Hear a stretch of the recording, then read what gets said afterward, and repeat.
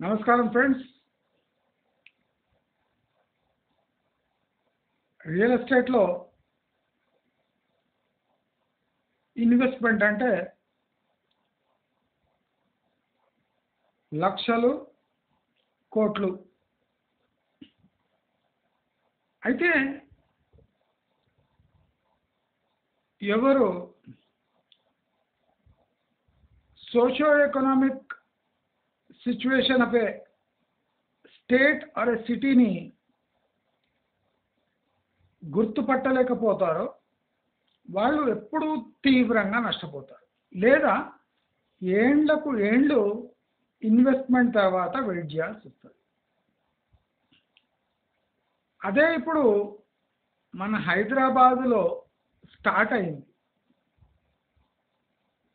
అంటే బండ గుర్తుల మీద పిచ్చి నమ్మకాలతో ఎవరెవరు రియల్ ఎస్టేట్లో ఇన్వెస్ట్ చేశారో వాళ్ళు ఇప్పుడు తీవ్రంగా సఫర్ అవుతున్నారు.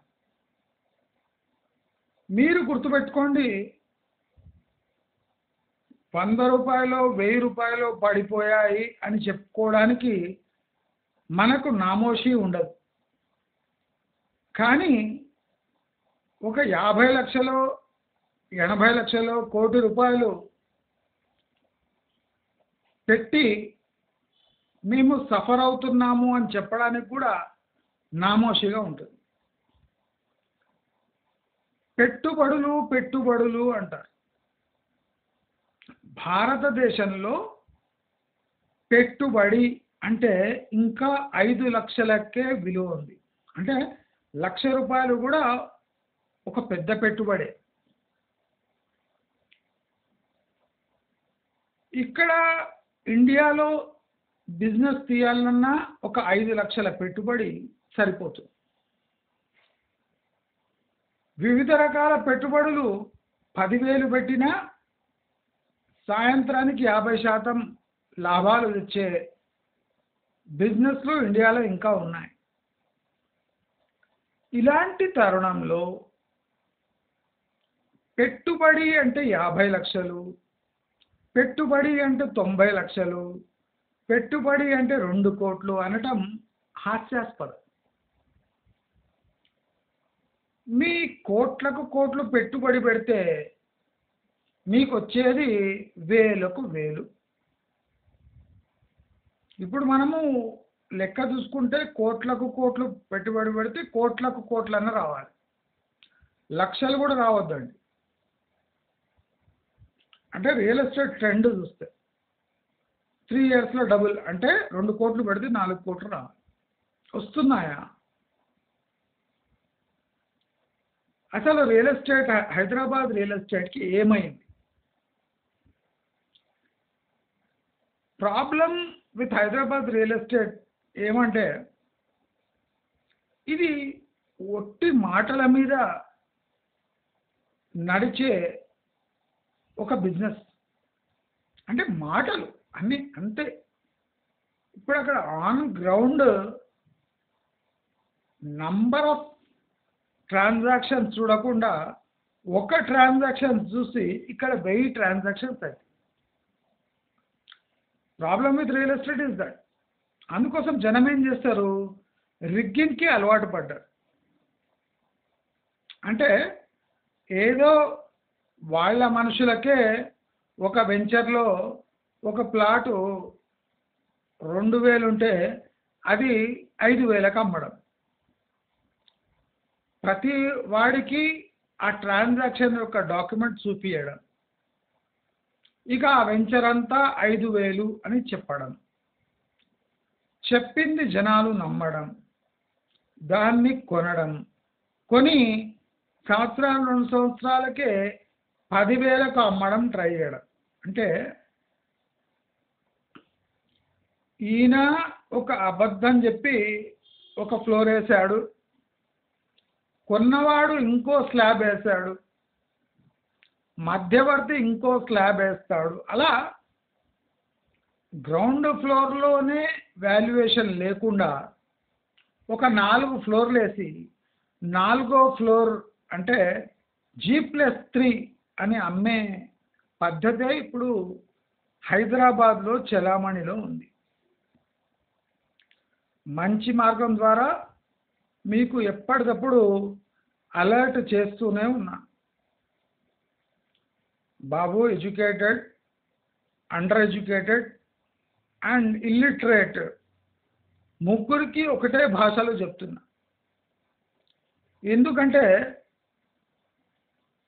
ఈ ఇల్లిటరేట్స్కి చెప్పినా ఇల్లిటరేట్స్కి అర్థమవుతుందేమో కానీ ఇల్లిటరేట్స్కి చెప్పిన over educated people, educated, under ఎడ్యుకేటెడ్కి అర్థమవుతలేదు. దానికి కారణము ఎడ్యుకేషన్ సిస్టమ్. అంటే బ్లైండ్గా బట్టి కొట్టడం అలవాటైన సన్నాసులకు కండ్ల ముందర కనిపించే నిజాలు కూడా అంటే కనిపిస్తలేవు. ఈవెన్ గిల్లనట్టు అంటే నొప్పి కానట్టు యాక్టింగ్ చేస్తే సమాజం తయారై లైవ్ ప్రూఫ్ చెప్పించినా లేదండి. ఎందుకంటే అక్కడ ఇన్వెస్ట్మెంట్ చేసి ఇరుక్కుపోయింటాడు సన్నాసి.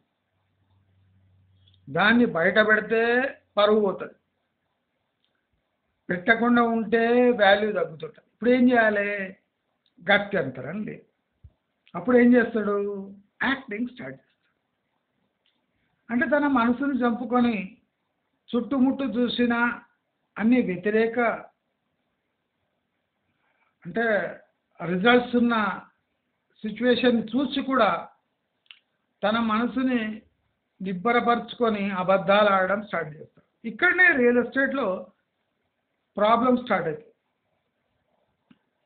ప్రతి ఒక్కడు అబద్ధాల బేసిస్ మీదే కొంటాడు, అబద్ధాల బేసిస్ మీదనే అమ్మడానికి ట్రై చేస్తాడు. అంటే నిజానికి ఏ స్థానము లేదు రియల్ ఎస్టేట్. ఇవి చాలా మందిని అడిగితే అదే రియల్ ఎస్టేట్ సిగ్గు లేకుండా. ఒక పెట్టుబడి అంటే ఏమి? మన సోషల్ ఎకనామిక్ ఫ్యాబ్రిక్లో హైదరాబాద్, తెలంగాణ, ఆంధ్రప్రదేశ్లో మన ఇన్కమ్ ఎంత? ప్రతి మనిషి పెట్టుబడి పెట్టగలడా లేదా ఆదా చేసుకొని ఆ డబ్బును వృద్ధి చేయగలడా అనే విషయమే ఎవరు ఆలోచించడం మానేశారు. ప్రతి మనిషి పెట్టుబడి అంటారు. లోన్ తీసుకొని 9% లోన్ తీసుకొని పెట్టడము హై రిస్క్ ఇన్వెస్ట్మెంట్. అది చాలా సన్నాసులకు తెలియదు. 9% is high risk investment. If you follow last 10 years trend, the 10 years trend is abnormal. ఈ అబ్నార్మల్ ట్రెండ్ని పట్టుకొని ఇక నెక్స్ట్ రాబోయే నార్మల్ ట్రెండ్ ఇదే అనుకునే విధవలకు నేనేం చెప్పలేను. విధవలు ఎందుకంటున్నా అంటే వీళ్లకు చెప్పినా అర్థం కాదు, ఎదురు ప్రశ్నలు వేయటం కూడా లాజికల్గా వేయరు. ఎమోజీలను ఎక్కువ యూజ్ చేసి తమ తెలివితేటలను బయట వేసుకోవడానికి ట్రై చేస్తారు. కానీ అవి బుడగలు లాంటివి. అంటే మీ ఎమోషన్ని కప్పుపెట్టి యూట్యూబ్లో ఎమోజీలు వేసుకుంటే సిచ్యువేషన్ చేంజ్ కాదు. హైదరాబాదు బెంగళూరు కన్నా ఏరియా వైజ్ చాలా ఎక్కువ. అంటే బెంగళూరుకి 5 ఇంతలు పెరిగే ఛాన్స్ హైదరాబాద్కు ఉంది. అన్ఫార్చునేట్లీ బెంగళూరు అది 5వ స్థానమో 4వ స్థానమో ఆక్యుపై చేసింది. కానీ బెంగళూరులో గ్రోత్కి స్కోప్ చాలా తక్కువ. హై పేయింగ్ ఐటీ పాపులేషన్ ఎక్కువ. ఎక్కడ ఐటీ పాపులేషన్ ఎక్కువ ఉంటుందో అక్కడ ప్రాక్టికాలిటీ దెబ్బతింటుంది.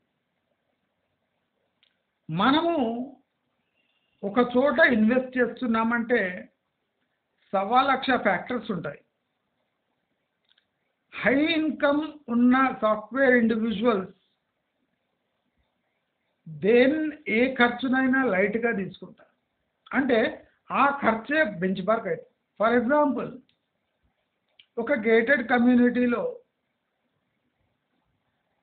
ఒక అరటి బండివాడు పోయిండు. ఆ బిల్డింగ్లో 80% మంది ఐటీ ప్రొఫెషనల్స్ ఉన్నారు, 20% మంది మామూలు ఉద్యోగులు ఉన్నారు. అయితే ఇప్పుడు ఆ బండివాడు ఇది గుర్తుపెట్టి డజన్ 80 అని ఒక ప్రైజ్ పెట్టేసాడు అనుకోండి. ఈ 80%లో ఒక 60-70% ఐటీ వాళ్ళు 80 రూపాయలకే డజన్ అరటిపండ్లు కొనేస్తారు. కానీ ఆ బిల్డింగ్లో ఉండే 20% నార్మల్ పాపులేషన్ వాళ్లకు డజన్ అంటే 40 అనే అలవాటు. అంటే వాళ్ళిప్పుడు అనుకున్నా అది సరైన ధరైనా ఈ ఐటీ వాళ్ళు 80 రూపాయలకు కొంటున్నారు కనుక ఈ నార్మల్ ఉద్యోగులు కూడా చచ్చినట్టు 80కే కొనాలి, లేకపోతే వాడు అమ్మడు. బాబు బయట 40 కదా, నీవు 80కి అమ్ముతున్నావు అంటే నీవు బయట పోయి తెచ్చుకో అని జవాబు ఇస్తాడు. అంటే ఇది నేను ఇచ్చిన చిన్న ఎగ్జాంపుల్. ఈ ఓవర్ పెయిడ్ ఇండివిజువల్స్ ఒక కమ్యూనిటీలో ఉన్నారు అంటే ఆ కమ్యూనిటీని మొత్తం చెడదొబ్బేది వీళ్ళే. ఎందుకంటే వీళ్ళకు ఖర్చుపై సోయి ఉండదు. ఇన్వెస్ట్మెంట్ అంటే ఒక జోకు, ఈఎంఐ అంటే కట్టి పడేద్దాంలే అనే ఒక అహంభావము, వీకెండ్లకు విపరీతమైన ఖర్చులు, పిల్లలను ఇంటర్నేషనల్ స్కూల్లో వేయటం, అంటే ప్రతి ఒక్కటి ఆర్టిఫిషియల్గా లైఫ్ లీడ్ చేసే వాళ్ళు ఈ ఓవర్ పెయిడ్ ఐటీ ఉద్యోగులు. మన సమాజంలో వీళ్ళ పట్ల భ్రమ ఎక్కువ ఉంది. అంటే వీళ్ళు బాగా తెలివి గలవాళ్ళు, అంటే ప్రోగ్రాములు రాసేవాడు కూరగాయలు కొనలేడా అనే కాన్సెప్ట్ ఉంది మన దగ్గర. ప్రోగ్రాములు రాసేవాడు కూరగాయలు బేరం చేసి కొనలేడా, వాడికి అంత తెలివి లేదా అంటే లేదు, లేనే లేదు అని సమాజం గుర్తిస్తలేదు. సమాజం ఈ సన్నాసులను ఫాలో అవుతుంది. సమాజమే ఈ సన్నాసులను ఎక్స్‌ప్లాయిట్ చేస్తుంది. భారతదేశం ఎప్పుడు ఈ స్థితిని గుర్తుపడుతుందో అప్పుడే సామాన్యునికి ఎగ్జిస్ట్ కావడానికి ఒక ఆస్కారం ఉంటుంది. ఎప్పటి వరకు మనము ఈ ఐటీ ఫీల్డ్ని తల మీద ఎత్తుకొని తిరుగుతుంటామో, భిక్షాటన చేసే బిచ్చపోళ్ల కన్నా మన మర్యాద లేకుండా పోయింది. అంటే ఈ ఐటీ ఫీల్డ్ లేకపోతే మనము లేము అనే భ్రమ తీవ్రంగా ఉంది. మనము ఇప్పుడు బెంగళూరు రూపంలో మనకు రాబోయే ప్రాబ్లమ్స్ మనం ముందే గెస్ చేయడానికే ఈ ప్రాబ్లమ్స్ తెచ్చిండేమో అనిపిస్తుంది. హైదరాబాదులో ఐటీ ఉద్యోగుల్లో 95% మూర్ఖులు ఉన్నారు అని ఏ సర్వే చెప్పే అవసరం లేదు. రియల్ ఎస్టేట్ చూసి తెలుసుకోవచ్చు. అంటే ఒక అసెట్ని వాల్యుయేషన్ ఎట్లా వేయాలి అని తెలియని మూర్ఖులు 95% ఉన్నారు ఐటీ ఉద్యోగుల్లో. ఐటీ ఉద్యోగులే 40% ఈ రియల్ ఎస్టేట్ని నడిపిస్తారు. ఇంకో 20% లంచగొండులు నడిపిస్తారు. ఇంకో 10% నార్త్ ఇండియన్స్ నడిపిస్తారు, అంటే తెలియకుండా కొనేయటం. ఇంకో ఒక 20, 25, 30% మన లోకల్ పాపులేషన్ కొంటూ ఉంటారు. ఇప్పుడు లోకల్ పాపులేషన్ కూడా నేను చెప్పినట్టు గేటెడ్ కమ్యూనిటీ బిల్డింగ్ లాగా తయారైంది.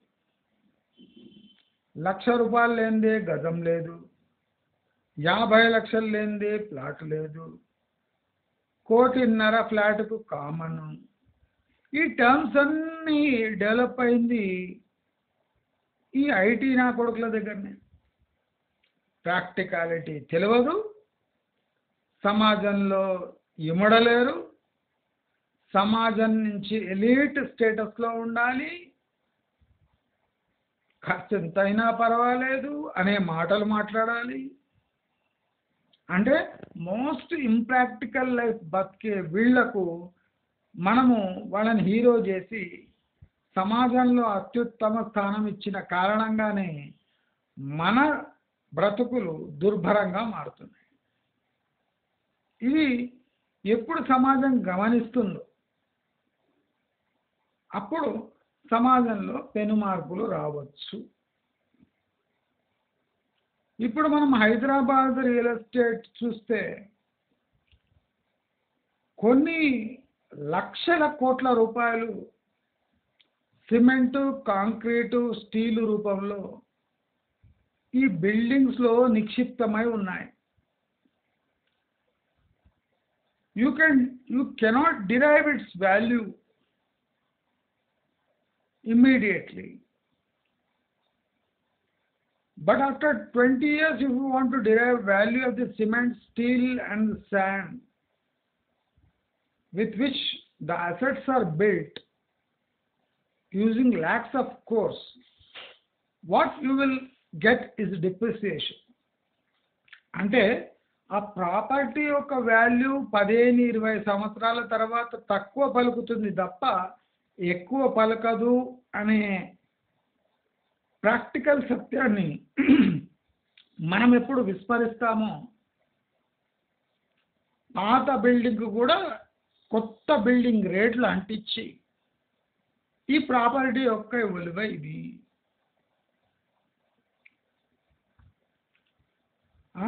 ఒక 4,500 లేదా 6,000 గజాల ఎస్ఎఫ్టీ ఉన్న ఒక ఫ్లోర్లో 40 అంతస్తులు కడుతున్నాడు అంటే దాని యూడిఎస్ ఎంత ఉంటుంది అని వాల్యుయేషన్ తెలియని చాలామంది ఉన్నారు. ఒక 8 ఎకర్ ప్రాపర్టీలో 4 టవర్లు ఎత్తున్నాడు, దాని యూడిఎస్ ఎంత ఉంటుంది, మీరు ఆటోమేటిక్ వాల్యుయేషన్ వేసుకోవచ్చు. ప్రాక్టికల్ యూడిఎస్ వాల్యుయేషన్ హై రైజెస్కి, అపార్ట్మెంట్స్కి ఒక రకంగా ఉంటే హైదరాబాదులో ఉండే యూడిఎస్ వాల్యుయేషన్ చంద్రునిపై యూడిఎస్ వాల్యుయేషన్ వేసినట్టు ఉంటుంది. అంటే యూడిఎస్ అనేది ఒక తప్పుడు way of assessing the value of your property after 20 years. నేను అందుకోసమే మీ 20-30 ఏళ్ళ ప్రాపర్టీ తీసుకోపోయి పేపర్ తీసుకోపోయి బ్యాంక్ దగ్గర పెడితే బ్యాంకు మీ ప్రాపర్టీ యొక్క యాక్చువల్ వాల్యూ చెప్తారు, యూడిఎస్ చెప్పారు. యూడిఎస్ ఎంతున్నా బ్యాంక్ వాల్యుయేషన్సే మీ అసెట్ యొక్క యాక్చువల్ వాల్యూ చూపిస్తాయి. ప్రస్తుత పరిస్థితుల్లో హైదరాబాదులో లక్షల కోట్ల రూపాయలు హైదరాబాద్ చుట్టుపుట్టు భూమి రూపేణ, సిమెంట్, స్టీల్ రూపేణ ఇరుక్కుపోయి ఉన్నాయి. కొన్ని భవంతులు కొనుక్కున్న, కోట్లు పెట్టి కొనుక్కున్న దానికి వచ్చే రెంట్స్ అంటే నాట్ ఈవెన్ 2% ఆఫ్ ది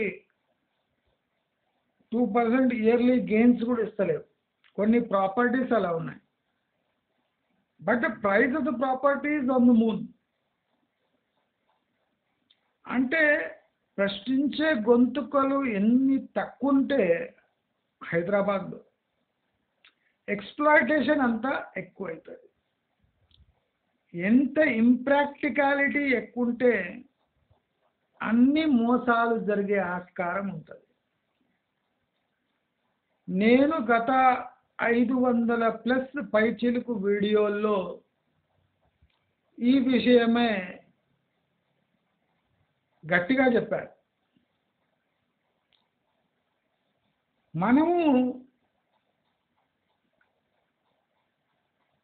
ఒక ఇన్వెస్ట్మెంట్ అని మనం ఏమి ఈ రియల్ ఎస్టేట్ని ముందు పెడుతున్నామో అది ఒక బుదిబండ. చాలా మందికి అర్థమైతలేదు.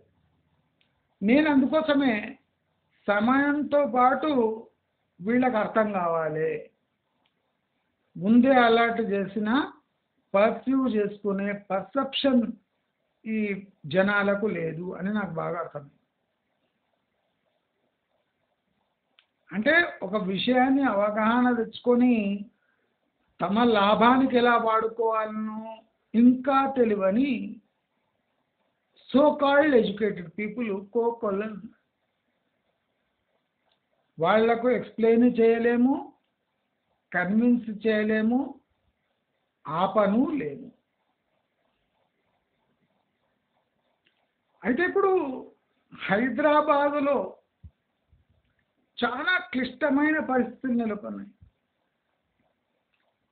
ఎలక్షన్లో చాలా మంది పోటీ చేయొద్దు అని డిసైడ్ ఎందుకు అయ్యారంటే వాళ్ళ వేల కోట్ల గ్యాంబిల్ చచ్చుబడింది కనుక.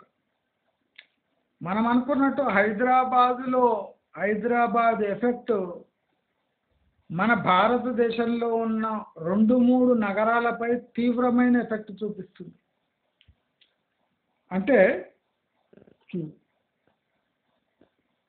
కొన్ని వేల కోట్లు, కొన్ని లక్షల కోట్లు పొలిటికల్ మనీ హైదరాబాద్ చుట్టుముట్టు ఇరుక్కుపోయింది.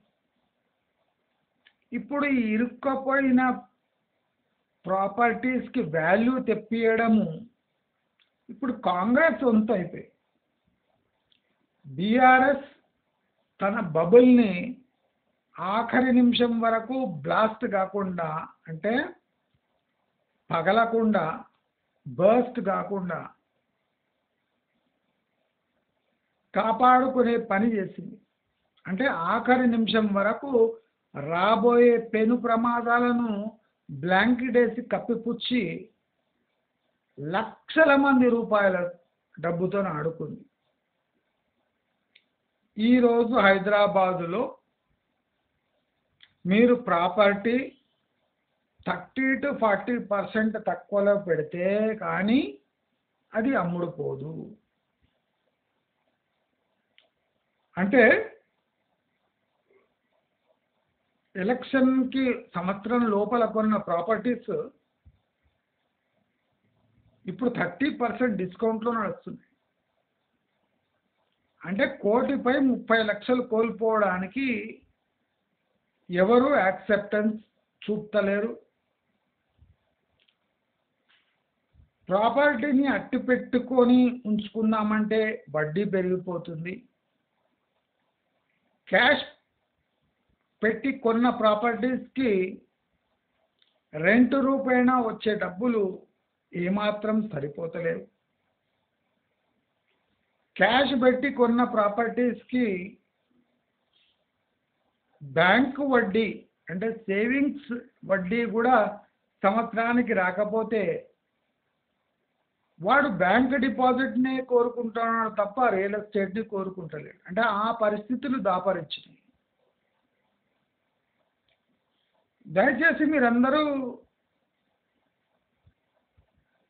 మన స్టేట్లో కాకుండా పక్క రాష్ట్రాల్లో జరుగుతున్న పరిణామాలు చూసైనా అలర్ట్ అయిపోండి. కండ్ల ముందు జిగేలు అంటున్న సత్యాలను కూడా చూసి చూడనట్టు వదిలేస్తే మీ కొంప ముంచుతుంది. ఇప్పుడు ప్రతి ఒక్కడు మాస్టర్ ప్లాన్స్తో బయటకు వస్తున్నాడు తప్ప అసలు ఈ హైదరాబాద్ సిటీ ఈ కాస్ట్కు సస్టైన్ అవుతుందా లేదా అని ఎవరూ ఆలోచిస్తలేరు. ప్రతి ఒక్కరూ సిటీ ఎక్స్పాన్షన్. సింపుల్ లాజిక్ చెప్తా, హెచ్ఎండిఏని విస్తరిస్తే డిటిసిపి ప్లాట్ల కాస్ట్ ఎక్కువవుతుంది. డిటిసిపి ప్లాట్ల కాస్ట్ ఎక్కువైతే కన్జంప్షన్ తక్కువవుతుంది. డిటిసిపి కాస్ట్కు హెచ్ఎండిఏ కాస్ట్కు ఒక 30% వ్యత్యాసం ఉంటుంది, 30 to 40%. ఉన్న ప్లాట్లే అమ్ముడు పోతలేవు డిటిసిపిలా అంటే నువ్వు హెచ్ఎండిఏని విస్తరిస్తే హెచ్ఎండిఏ అప్రూవ్డ్ ప్లాట్స్ ఎవడు కొంటాడు?